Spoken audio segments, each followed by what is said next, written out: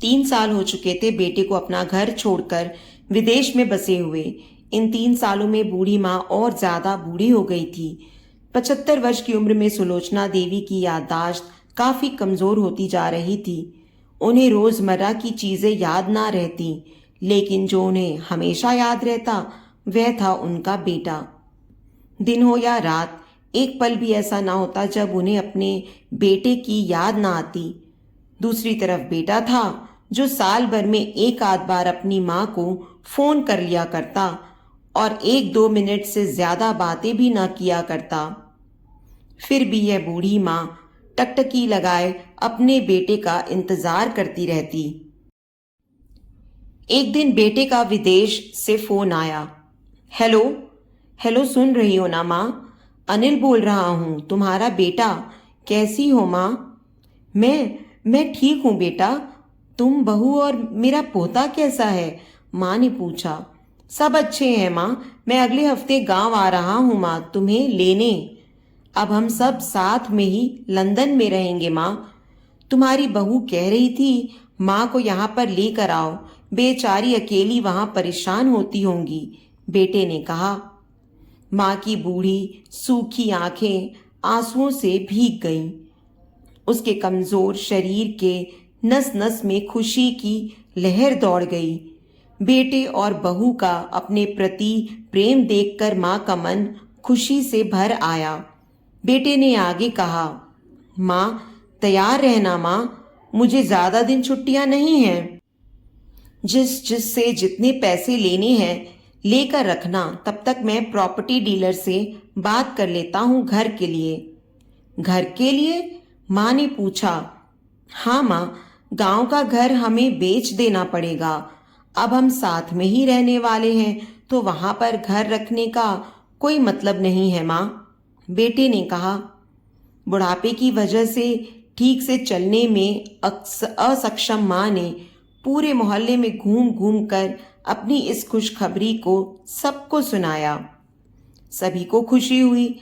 सबको लगा माँ जी के आखिरी दिन अपने परिवार के साथ खुशी से बीत जाएंगे। घर वापस आकर माँ ने अपने घर के कोने कोने को ऐसे देखा जैसे वह अपने दूसरे बेटे को देख रही हो। देखे भी क्यों ना, उस घर को अपने बेटे से कम थोड़ी समझा था। अपने पति के साथ 40 साल यही तो बिताए थे, लेकिन अब मजबूर थी बुढ़ापे के आखिरी साल बेटे और बहू के साथ बिताना चाहती थी। दिल पर पत्थर रखकर घर बेचने के लिए मां तैयार हो गई। आनन फानन में बेटे ने घर को आधे दामों पर बेच दिया। मां ने ज्यादा नहीं, लेकिन जिन चीजों से दिल लगा था उन चीजों को समेटा और बेटे के साथ टैक्सी में बैठकर एयरपोर्ट के लिए चली गई। एयरपोर्ट पर आकर बेटे ने मां से कहा, मां तुम यहाँ बेंच पर बैठो, मैं सामान और बोर्डिंग पास की जांच कराकर आता हूँ। वहां वक्त लगता है और खड़ा रहना पड़ता है, तुम्हें तकलीफ होगी। तुम यहीं आराम करो, मैं यूं गया और यूं आया। मां बेंच पर बैठ गई और बेटा अंदर चला गया। काफी समय हो गया बेटा वापस नहीं लौटा। मां सोचने लगी, ज्यादा भीड़ होगी इसलिए देर लग रही होगी। अंधेरा होने को आया।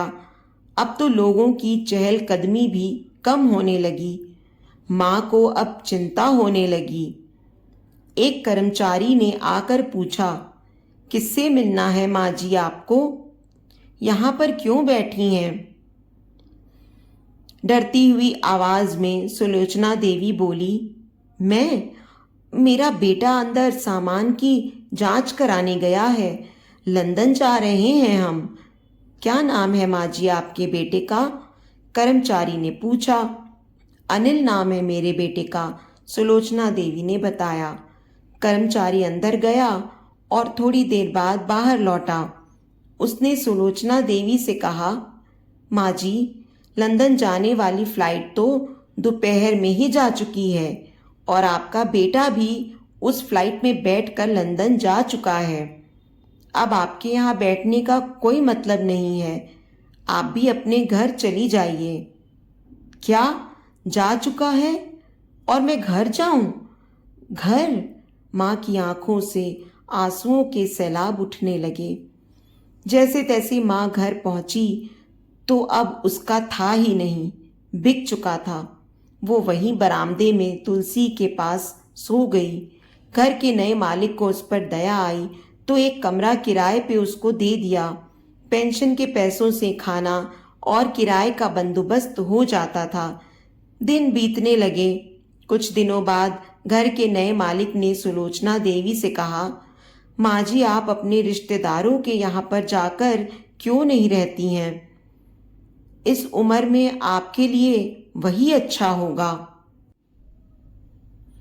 अच्छा तो होगा, लेकिन अगर मेरा बेटा वापस आया तो उसका ख्याल कौन रखेगा?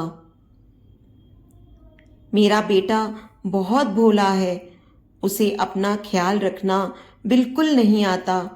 मैं कहीं नहीं जाऊंगी, क्या पता कब उसे मेरी जरूरत पड़ जाए, माँ ने कहा। तो दोस्तों, माँ की ऐसी बातें सुनकर मेरी आंखों में तो आंसू आ गए। किसी ने सच ही कहा है, पूत कपूत हो सकता है लेकिन माता कभी कुमाता नहीं होती।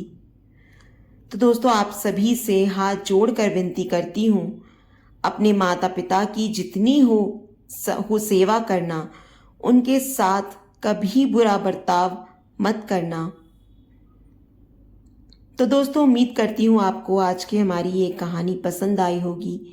कहानी पसंद आई है तो वीडियो को लाइक और शेयर करें।